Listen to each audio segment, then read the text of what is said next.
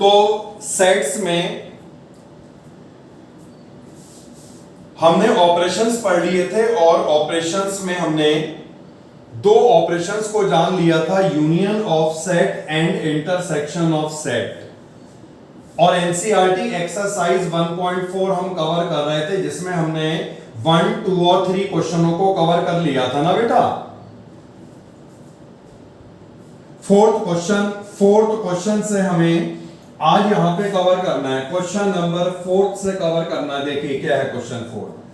Set a, set b, set c and d are given, और ये सारे हमें यहां पर पार्ट्स निकालने हैं। तो जितने भी पार्ट्स यहां पर निकालने हैं ये सारे यूनियन की फॉर्म में दे रखे। बहुत सिंपल सा क्वेश्चन है, तो रैंडम ऑर्डर में हम एक दो पार्ट्स को यहां पे कवर करेंगे। अब फर्स्ट वाला पार्ट है तो स्टार्टिंग फर्स्ट से ही कर लेते हैं। इस वाले पार्ट में हमें फाइंड करना है ए और बी का यूनियन।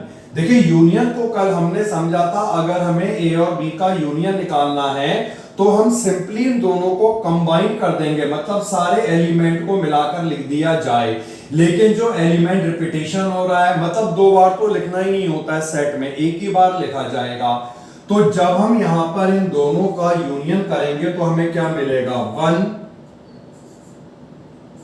2, 3, 4, 5 एंड 6। अब 3 यहां पर कॉमन एलिमेंट है और ये इसमें भी एग्जिस्ट हो रहा है, इसमें भी एग्जिस्ट हो रहा है, लिखा केवल एक ही बार जाएगा। तो यही तो मतलब होता है यूनियन का, ईदर ए और बी और a and b both. Any doubt? Second part, third part, fourth part, सारे पार्ट है तो कॉमन ही, तो हम सेकंड और थर्ड को स्किप कर देते हैं बेटा और फोर्थ वाले पार्ट में आते हैं। यहां पर हमें यूनियन फाइंड करना है बी यूनियन डी। अब इसके लिए देखिएगा, ये बी सेट गिवन है और ये डी सेट गिवन है। सिंपली दोनों के एलिमेंट को मिला के लिख दिया जाएगा, 3, 4, 5, 6, 7, 8, 9 एंड 10। तो यही मतलब होता है यूनियन का कॉम्बिनेशन या उन्हें मिला के लिख देना। अब 3 पार्ट इसमें ऐसे हैं जहां पर 3 का यूनियन हो रहा, तो इसमें से भी हम 1-2 पार्ट्स कवर करेंगे। जैसे हम 5th वाला पार्ट कवर कर रहे हैं। 5th वाले पार्ट में हमें गिवन है a union b union c. तो इसे करने के लिए हम क्या करेंगे, सबसे पहले हम किन्हीं भी दो का यूनियन निकाल लें। जैसे हम यहां पर ए और बी का यूनियन निकाल देंगे। हम यहां पर ए और बी का यूनियन निकाल देंगे। ए और बी का यूनियन तो वैसे भी हमने यहां पे निकाल ही रखा है, तो ए और बी का यूनियन ये हमने लिख दिया 1, 2, 3, 4, 5 और 6। ठीक है, ये निकल चुका है ए और बी का यूनियन। अब हमें यूनियन निकालना है सी के साथ। सी सेट के जो एलिमेंट हैं ये हैं 5, 6, 7, 8।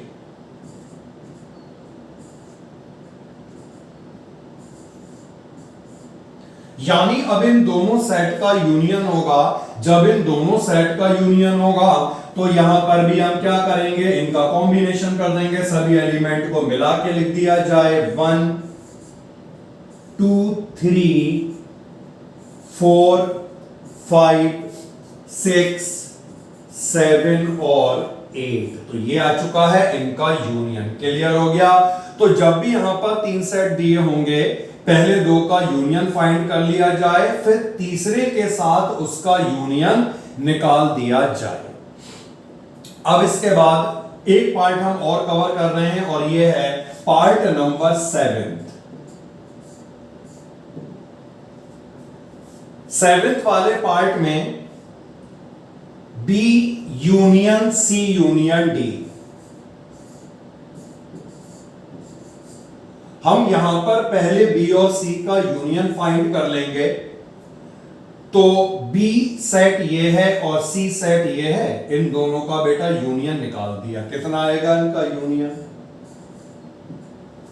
देख लो 3 4 5 6 7 8।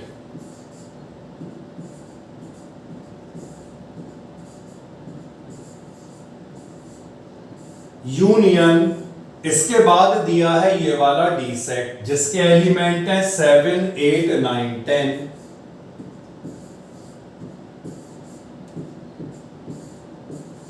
अब इन दोनों का अगर हमें यूनियन करना है तो इसका मतलब है सारे एलिमेंट को मिला के लिखते हैं हम 3 4 5 6 7 8 9 और 10। तो बताइए इस पार्ट में को देखकर यूनियन का मतलब यही होता है कॉम्बिनेशन। सिंपल सा क्वेश्चन है, बिल्कुल भी मुश्किल नहीं है। अब आगे बढ़ जाओ बेटा, फिफ्थ वाले,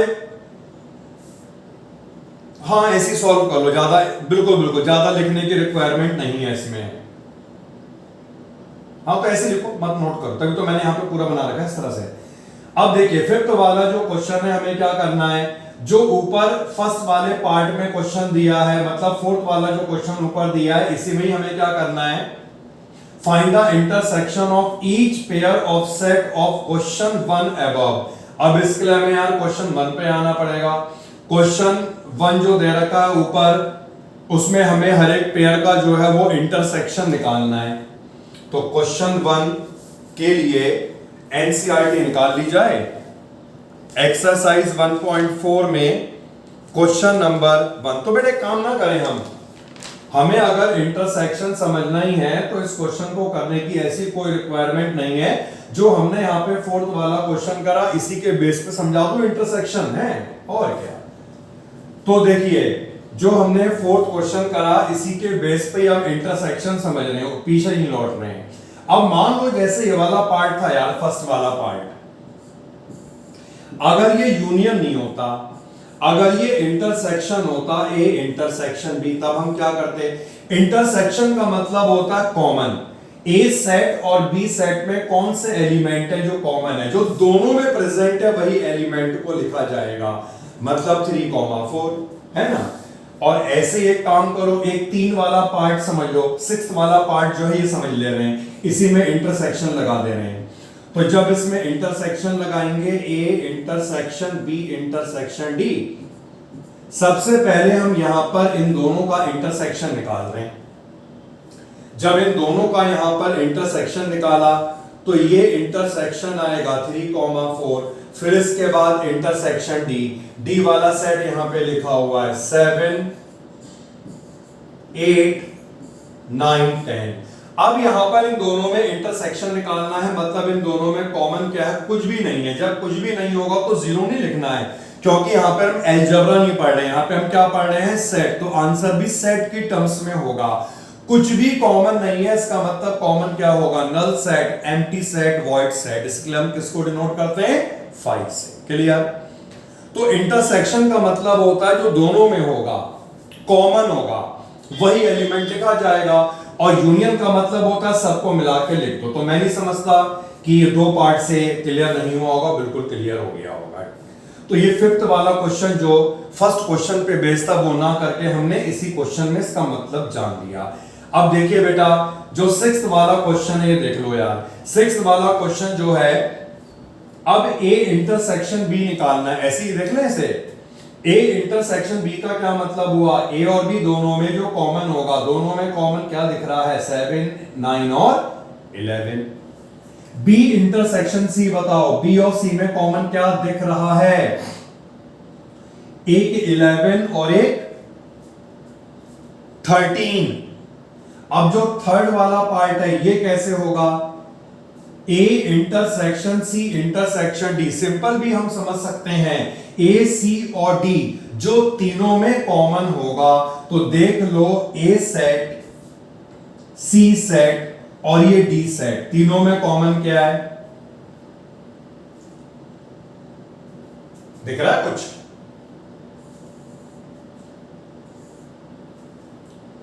क्वेश्चन नंबर 6 थर्ड पार्ट। सबसे पहले ए और सी का इंटरसेक्शन निकाल लो। तो यहां पर ये वाला ए सेट है और ये सी सेट है, अगर हम दोनों का इंटरसेक्शन निकालें तो इसमें कॉमन क्या दिख रहा है? केवल 11। उसके बाद इंटरसेक्शन निकालना है डी से, और डी वाले सेट के जो एलिमेंट हैं वो हैं 15 और 17। तो बताइए इन दोनों में कॉमन क्या आ रहा है? कुछ भी कॉमन नहीं आ रहा है, इसका मतलब है आंसर फिर से होगा null set 5। Any doubt? Okay, अब एक काम करते हैं, ये छोटे मोटे पार्ट को रहने देते हैं और एक अच्छे से पार्ट जो हम बाद के जो दो पार्ट्स हैं इन्हें कवर कर लें। काफी है बस इतनी जानकारी। तो 9th वाला पार्ट हम कवर करेंगे, ए इंटरसेक्शन बी।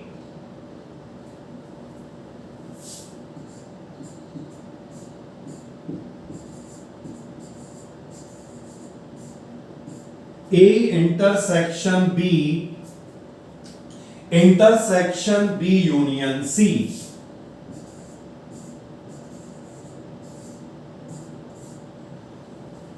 ए और बी का यूनियन, सॉरी, ए और बी का इंटरसेक्शन निकालना है।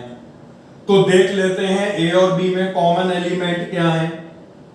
7, 9 और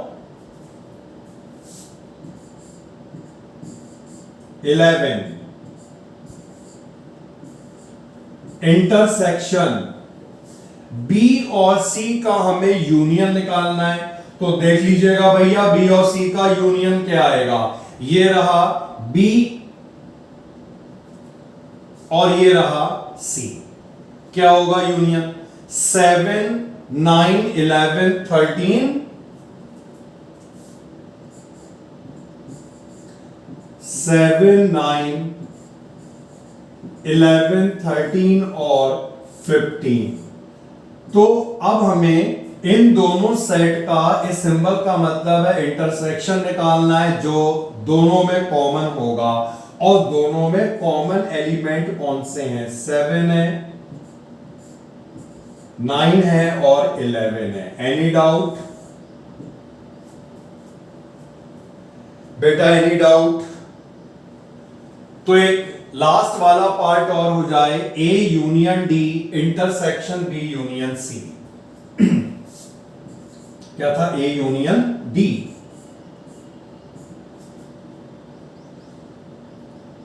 इंटरसेक्शन बी यूनियन सी।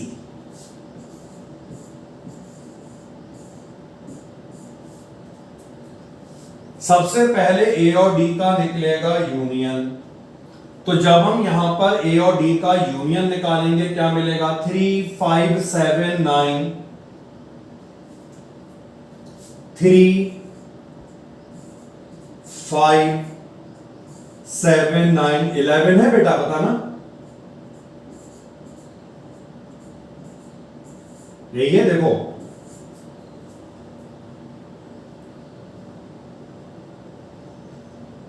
3, 5, 7, 9, 11, फिर 15 और 17। अब इंटरसेक्शन, उसके बाद है बी यूनियन सी। बी और सी का यूनियन 7, 9, 11, 13, 15।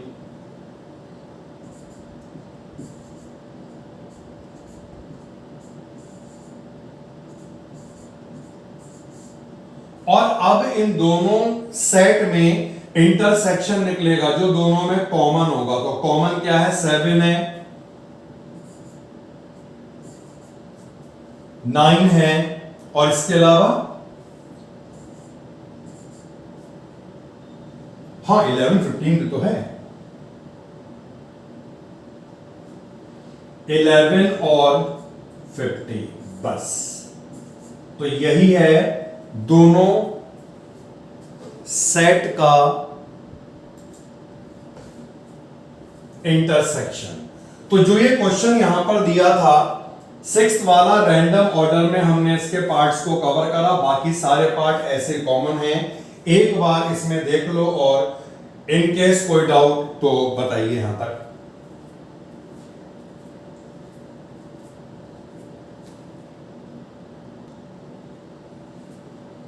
क्या दिया है बेटा? 7th क्वेश्चन में ए सेट क्या रिप्रेजेंट कर रहा है?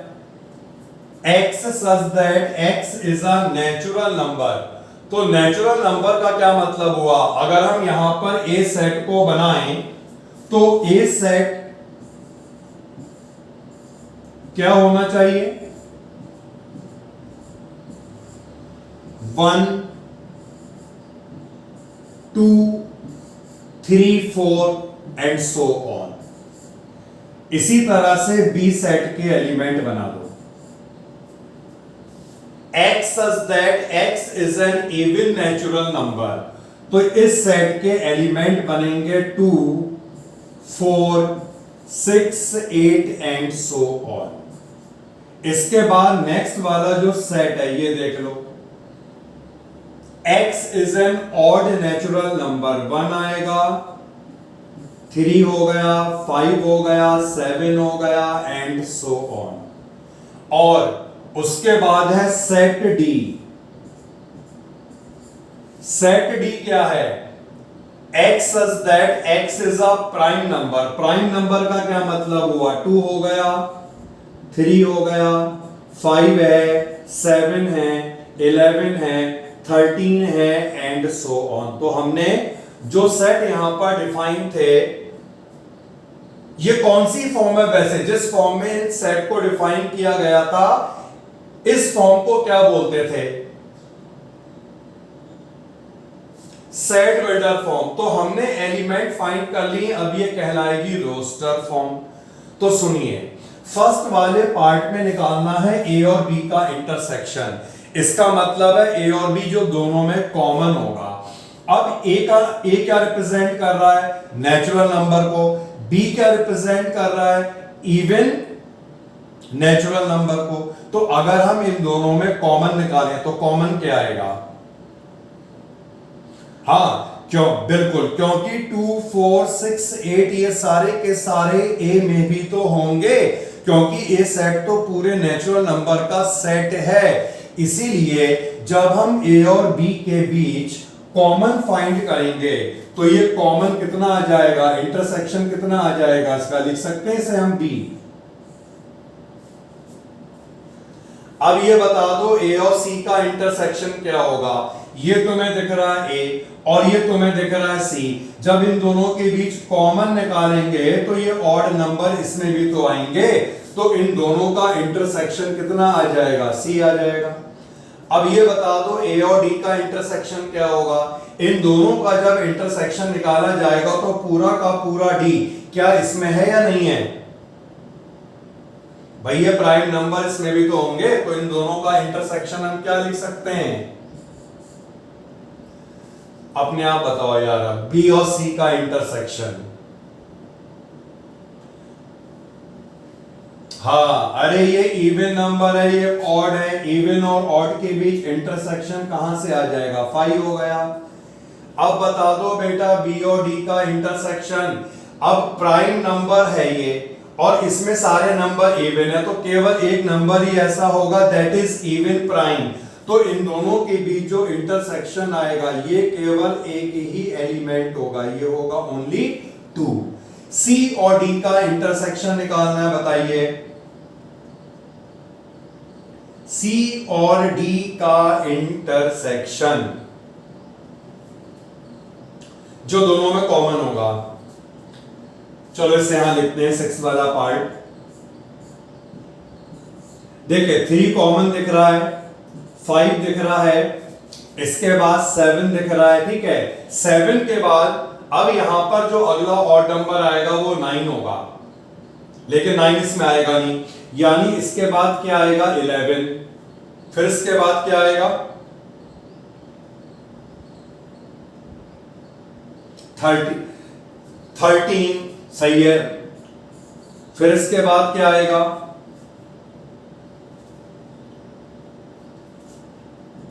बस सो ऑन। क्योंकि इसके बाद तो पूरा पैटर्न फॉलो हो रहा है ना, कि जितने भी नंबर यहां पर आएंगे वो सारे के सारे क्या होंगे? प्राइम होंगे, ऑड प्राइम। आगे बढ़ जाए बेटा, यही तो लिख दिया।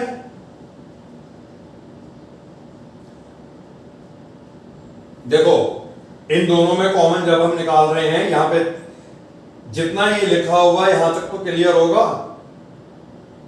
ये क्लियर हो गया। अब यहां पर जो सी वाला सेट है ना, जैसे ये सेट किसको डिनोट कर रहा है, ये सेट डिनोट कर रहा है ऑड नेचुरल नंबर को, लेकिन सारे ऑड नेचुरल नंबर प्राइम तो हो नहीं सकते, जैसे 15 नहीं होगा, 18 नहीं होगा, तो इसीलिए यहां तक तो यही नंबर रहेंगे, लेकिन इसके बाद वही नंबर फॉलो होंगे यहां पर इसके आगे जो ऑड प्राइम है, जो ऑड, क्योंकि पैटर्न दिख गया ना हमें, 11 के बाद 13 आया, 13 के बाद 17 आया, 17 के बाद 19 आएगा, 19 के बाद 23 आएगा, यानी वो सारे नंबर आएंगे जो क्या होंगे, ऑड प्राइम। बस अब बेटा 8th क्वेश्चन हमारे सामने आ गया, लेकिन इस क्वेश्चन को हम नहीं कर सकते। क्यों नहीं कर सकते? इसके लिए हमें पढ़ना होगा टॉपिक। तो एक हेडिंग हो जाए disjoint sets.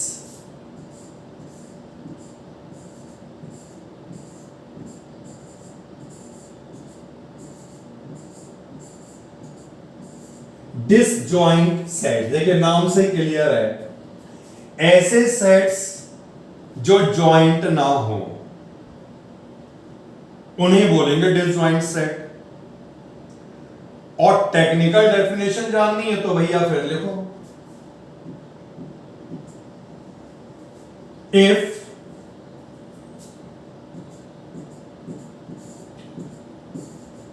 A and b, capital a capital b लिखना, सेट के लिए कैपिटल आता है, be any two sets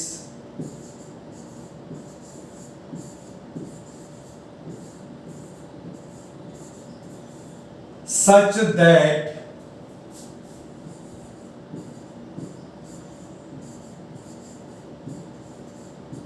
A intersection B is equal to 5, then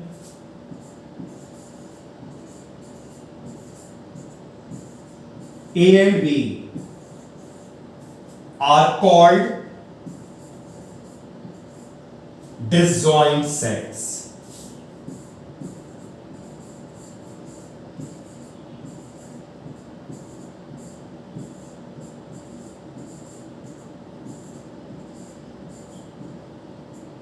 ठीक है, सेट्स डिसजॉइंट का मतलब है जॉइंट नहीं होंगे। अगर सेट्स जॉइंट नहीं है तो इसका मतलब उनके बीच कॉमन कुछ नहीं है, और जब कुछ भी कॉमन नहीं होगा तो ए इंटरसेक्शन भी फाई हो जाता है। इसी को हम वेन डायग्राम से भी समझ सकते हैं, तो इससे वेन डायग्राम का भी थोड़ा सा कंसेप्ट क्लियर हो जाएगा। अगर दो सेट को हम ऐसे रिप्रेजेंट करें, दोनों सेट आपस में इंटरसेक्ट हो ही नहीं रहे हैं, इसका क्या मतलब है, दोनों सेट के एलिमेंट अलग अलग हैं, उनके बीच कुछ भी कॉमन नहीं है।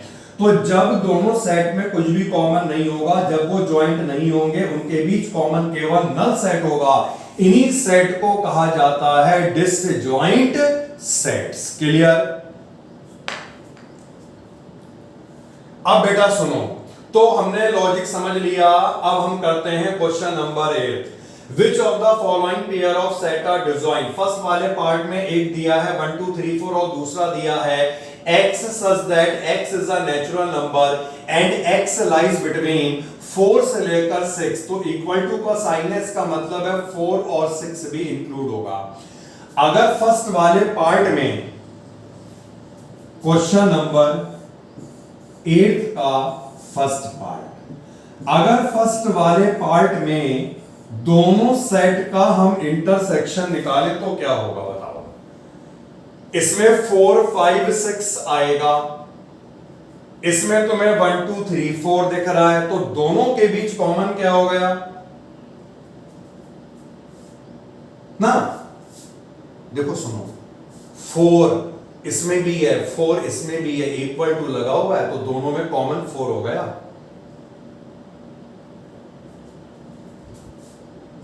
नहीं समझ में आया?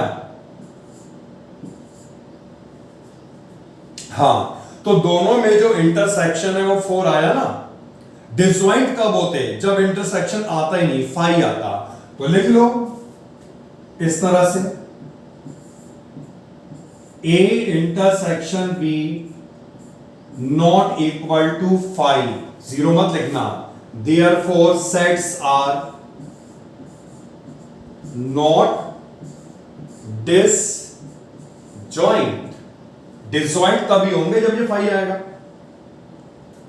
सेकंड पार्ट देखो भैया, ए ई आई ओ यू और सी डी ई एफ के बीच कुछ दिख रहा है कॉमन, ई। तो हमने यहां पर कॉमन देख लिया, एक को अगर ए मान ले दूसरे को बी मान ले तो इन दोनों के बीच ई कॉमन आ गया। फिर से वही लिखना है, a intersection b not equal to 5, therefore sets are not disjoint. और इसके बाद थर्ड वाला जो पार्ट है ये देख लो, ये दिया है इवन इंटीजर और ये दिया है ऑड इंटीजर। क्या इवन इंटीजर और ऑड इंटीजर के बीच में बेटा कुछ हो सकता है कॉमन? तो ए इंटरसेक्शन भी यहां पर 5 हो गया, इसीलिए ये वाले दोनों सेट्स यहां पे कहलाएंगे डिसजॉइंट सेट्स। ठीक है, तो ये हमने यहां तक कवर कर लिया है क्वेश्चन नंबर 8 को, जिसमें डिसजॉइंट सेट्स का कंसेप्ट आया। यहां तक किसी को कोई डाउट है पूछ ले। ठीक है, फिर तो दो ऑपरेशंस को हमने पढ़ लिया और उन ऑपरेशन पे बेस्ड जो क्वेश्चन थे उन क्वेश्चनों को हमने कवर कर लिया है। और अब आगे के क्वेश्चनों को करने के लिए कुछ ऑपरेशनों को हमें और पढ़ना होगा। तो थर्ड ऑपरेशन हम यहां पे पढ़ने जा रहे हैं, ये कहलाता है difference of sets, difference of two sets भी कह सकते हैं। डेफिनेशन क्या है? Let A and B be any two sets. The difference of A and B written as A minus B is the set of all those elements of A which do not belong to B. A और B अगर हमने दो set दिए हैं, इन set का जो difference होगा उसे हम A माइनस B से डिनोट करते हैं। और ये एक ऐसे सेट को डिनोट करेगा जिसमें ए सेट के वो सारे एलिमेंट होंगे जो बी सेट में ना हो। डायग्राम से बहुत क्लियर होगा। ये पूरा यहां पर यूनिवर्सल सेट को डिनोट कर रहा है।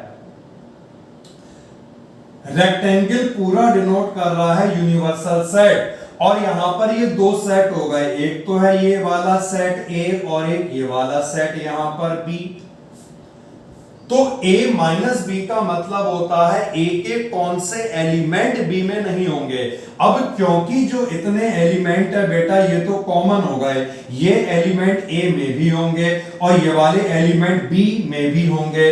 तो ए के कौन से एलिमेंट ऐसे हैं जो बी में नहीं है? इतने एलिमेंट जो तुम्हें दिख रहे हैं यहां पर, ये सारे के सारे एलिमेंट बी में प्रेजेंट नहीं है।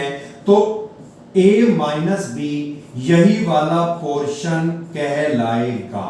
मतलब अगर हम शॉर्ट में कहें ना, अगर हम शॉर्ट में से लिखना चाहें ए माइनस बी को, तो इसका मतलब है ए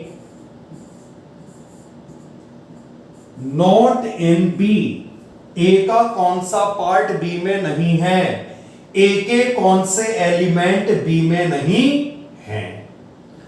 अब बात करें अगर हम ए माइनस बी की, कोई भी एलिमेंट जो ए माइनस बी में है, जैसे मान लो हमें पता है ए माइनस बी इतना पोर्शन होगा, कोई भी एलिमेंट जो इतने पोर्शन में लाई करेगा तो उसका क्या मतलब है? वो केवल ए को ही बिलोंग करेगा, बी को बिलोंग नहीं करेगा। तो इसीलिए हम इस तरह से रिप्रेजेंट कर सकते हैं A minus B is equal to x such that x belongs to A and x not belongs to B. क्योंकि ए माइनस बी का मतलब होता है ए नॉट इन बी।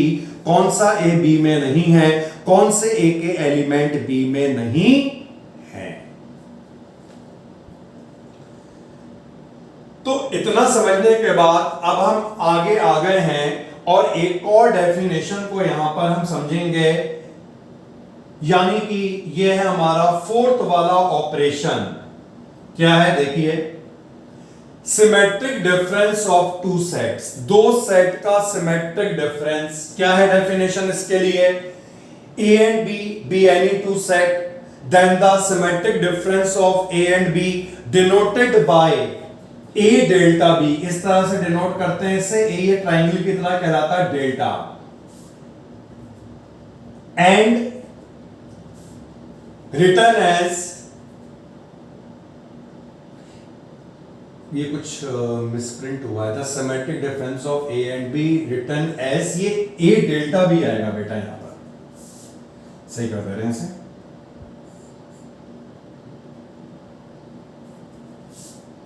ये डेल्टा आएगा इसकी जगह A डेल्टा B। तो symmetric difference of two set को डिनोट करा जाता है इस तरह से A डेल्टा B, यहां पे भी आप देख सकते हैं लिखा होगा A डेल्टा B, और ये एक सेट को डिनोट करेगा। कौन सा सेट, सुन लो, A minus B union B minus A, मतलब जो A माइनस बी है और B माइनस ए है, उन दोनों को अगर हम मिला दें, उनका हम यूनियन कर दें, तो यही दो सेट का सिमेट्रिक डिफरेंस कहलाता है। फिगर हालांकि यहां पे बनी हुई है, लेकिन फिर से एक बार मैं आपको बना के बताऊंगा। अब जैसे एक सेट हमने ये बनाया और दूसरा सेट हमने ड्रॉ कर लिया, अगर ये A है और ये वाला सेट B है, तो हम जान चुके हैं A माइनस बी क्या होता है। A माइनस बी का मतलब है इतना पार्ट जो केवल A में होगा और B में नहीं होगा, मतलब जो इतना रीजन है ये क्या डिनोट कर रहा है, A माइनस बी। अब अगर हम B माइनस ए कहें तो इसका क्या मतलब हुआ, अभी हमने समझा था बेटा A माइनस बी का मतलब है A नॉट इन B। अगर B माइनस ए हो जाएगा तो इसका क्या मतलब होगा, B नॉट इन ए। तो B का कौन सा पार्ट A में नहीं है, इतना पार्ट B का तुम्हें दिख रहा है, ये A में नहीं है। अगर इन दोनों को मिला दें, यही कहलाएगा दो सेट का symmetric difference, A minus B और B माइनस A का कॉम्बिनेशन, इनका यूनियन। तो यहां पर इस वाली फिगर में रिप्रेजेंट किया गया है, जो ये शेडेड पोर्शन है, यही पूरा शेडेड पोर्शन, ये वाला और ये वाला, इन दोनों को अगर मिला दें तो यही कहलाता है दो सेट का सिमेट्रिक डिफरेंस, जिसे डिनोट करते हैं A डेल्टा B। अब सुनिए, अगर कोई एलिमेंट यहां पर लाई करता है, यहां पर का मतलब है अगर कोई एलिमेंट सिमेट्रिक डिफरेंस में लाई कर रहा है, सिमेट्रिक डिफरेंस में लाई कर रहा तो कहां पे होगा, या तो वो एलिमेंट यहां पे होगा या तो वो एलिमेंट यहां पे होगा। इसका क्या मतलब है, वो एलिमेंट इंटरसेक्शन में नहीं होगा। तो सिमेट्रिक डिफरेंस का मतलब है कोई एलिमेंट X जो A डेल्टा B में प्रेजेंट है, यानी वो इस इंटरसेक्शन को बिलोंग नहीं करेगा, वो एलिमेंट या तो इस पार्ट में होगा या फिर इस पार्ट में होगा, क्योंकि यही मतलब होता है A डेल्टा B का symmetric difference of two sets का। क्लियर? तो बेटा दो ऑपरेशन हमने समझे, और अब जो हमने समझ लिया है इस पे बेस्ड हम क्वेश्चन कर लेंगे। तो एनसीईआरटी एक्सरसाइज में अभी हमने कवर किया था क्वेश्चन नंबर 8 को, ठीक है, किया था ना। अब श्योर लिखो, नोट करें नोट करें नोट करें।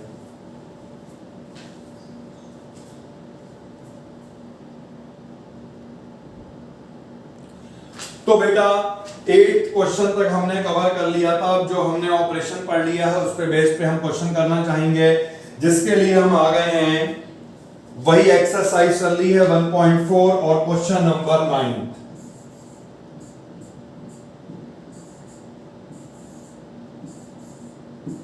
Question number 9, a b c d set तुम्हें दिख रहे हैं, तो एलिमेंट लिख लेते हैं यहां पर। ए सेट, बी, सी और डी। ठीक है, तो ए है 3 6 9 12,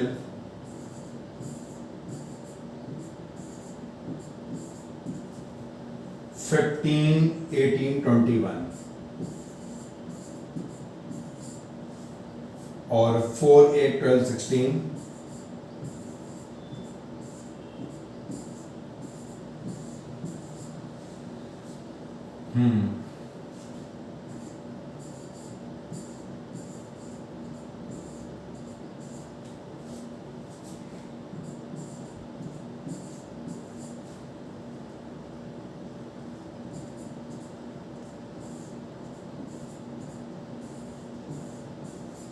तो ये एलिमेंट मैंने लिख दिया, कॉमन लगाया, कोई बात नहीं चलेगा।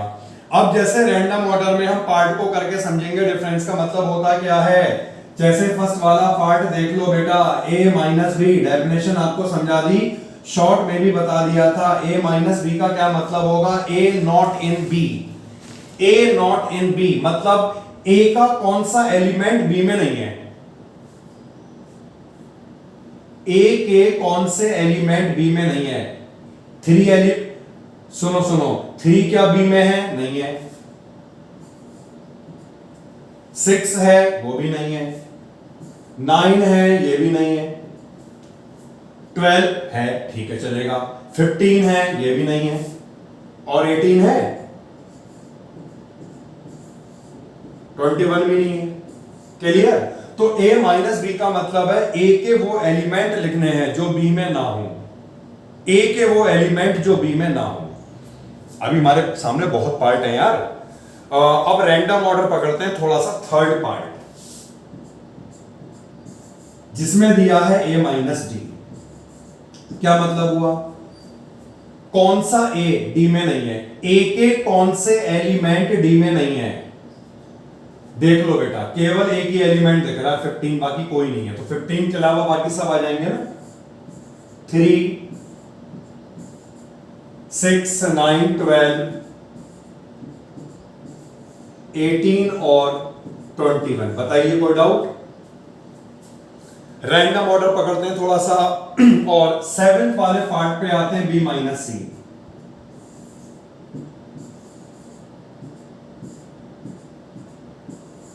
क्या मतलब हुआ, b not in c, b का कौन सा एलिमेंट यहां नहीं है। देखो 4 है, 8 है, 12 है, 16 है, कौन सा नहीं है।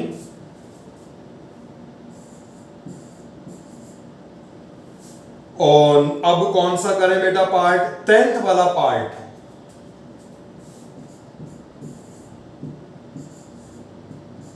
डी माइनस बी, कौन सा डी बी में नहीं है, डी का कौन सा एलिमेंट यहां पे नहीं है। 5 है, सभी नहीं है। 5 10 15 20। अब बेटा ऐसा है ना, अगर है, हाँ बी में 20, हाँ बी में ओके बी में 20 है, कोई बात नहीं, हटा दो यार। लो देखो ऐसा ही समझ लो, जैसे यहां पे लिखा है डी माइनस बी, क्या मतलब हुआ, कौन सा डी बी में नहीं है। उल्टा मत समझना, डी पहले आया ना, मतलब डी नॉट इन बी, तो हमें उन एलिमेंट से मतलब है डी के जो बी में नहीं है। तो ये 10th वाला पार्ट करा दिया, और अब कौन सा पार्ट करें यार, 12th पार्ट कर लें। डी माइनस सी, डी का कौन सा एलिमेंट सी में नहीं है बताओ। 5 भी नहीं है, 10 भी नहीं है, नहीं 10 तो है, 15 नहीं है, 20 नहीं है, तो कौन कौन से आएंगे, 5 15 और क्या मैं और पार्ट्स कराऊं, या इतने पार्ट्स 5 पार्ट्स इनफ हैं कंसेप्ट को समझने के लिए। क्वेश्चन नंबर 10 पे आते हैं। क्वेश्चन नंबर 10 पे आते हैं। एंड 10th क्वेश्चन इज, ये भी तो डिफरेंस वाला क्वेश्चन है ना, यहां पे भी समझने को मिलेगा कंसेप्ट। एक्स दिया है ABCD,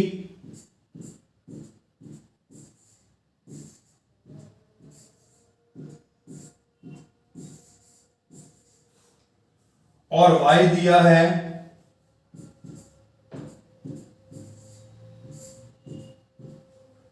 FBDG।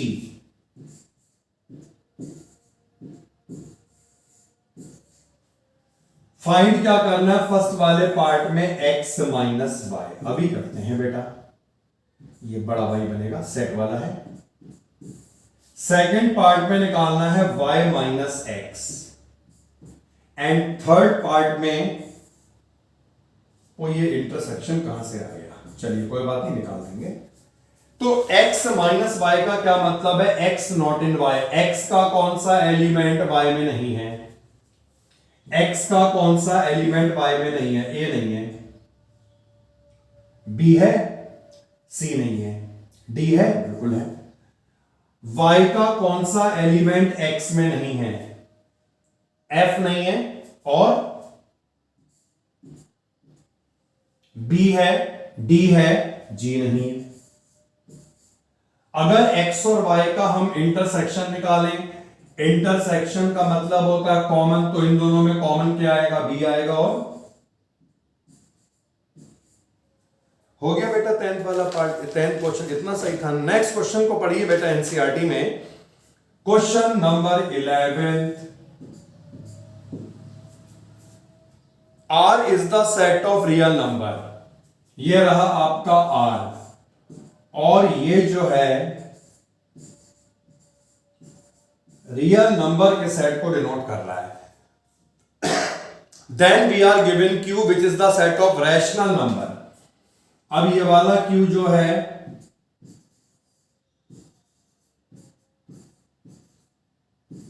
ये रैशनल नंबर के सेट को डिनोट कर रहा है, और हमें क्या फाइंड करना है, R माइनस Q। अभी कर देते हैं फाइंड। देखिए R यहां पर रियल नंबर है, और रियल नंबर में हमें मालूम है कौन कौन से नंबर आ जाते हैं, रैशनल भी आ जाते हैं और इरेशनल भी आ जाते हैं ना भाई। रैशनल में तो सभी आ गए, रैशनल का मतलब क्या है, सब आ गए ना उसमें।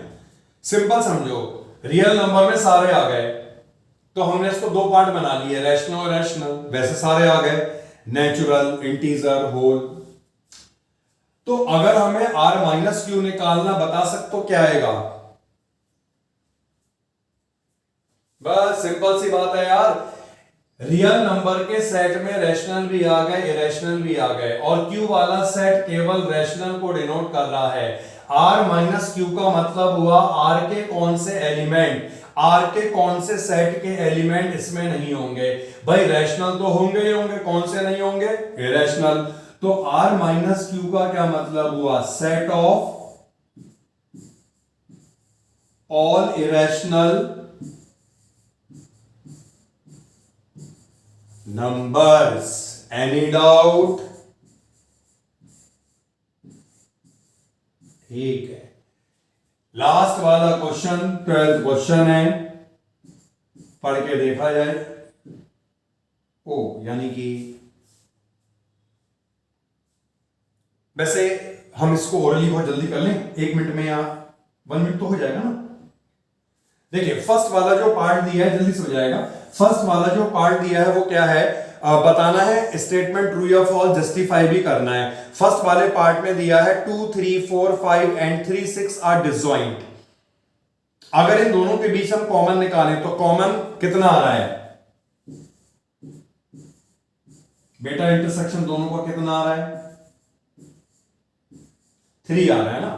अगर इंटरसेक्शन आ गया तो क्या ये डिसजॉइंट होंगे, नो सर नहीं होंगे। तो जो दिया हुआ है वो ट्रू होगा या फॉल्स होगा, बस ऐसे ही बताने हैं सब यार लोग। अभी खत्म कर देते हैं इसे। फिर दिया है AIOU और AB, इन दोनों का इंटरसेक्शन आ रहा है ना, डिसजॉइंट नहीं होंगे ना। सेकंड वाला फॉल्स हो गया, नहीं हुआ। थर्ड वाला बताओ, थर्ड वाले में इंटरसेक्शन फाई आ रहा है यानी डिसजॉइंट होंगे, तो फॉल्स हो गया ट्रू हो गया। फोर्थ वाला पार्ट डिसजॉइंट बताया गया है, दोनों में कॉमन निकालें, कॉमन नहीं आ रहा है। अगर इन दोनों में कॉमन निकाला जाए तो कहां से कॉमन आ रहा है, कॉमन तो फाई आ रहा है ना, और अगर कॉमन नहीं आ रहा है इसका मतलब है क्या बनेंगे डिसजॉइंट, तो ये क्या हो गया ट्रू या फॉल्स, बस खत्म। ओके फिर कल इसके आगे कंटिन्यू करते हैं हम, ठीक है, मिलते हैं कल फिर नेक्स्ट लेक्चर में इसके आगे complement of sets. Okay bye, take care.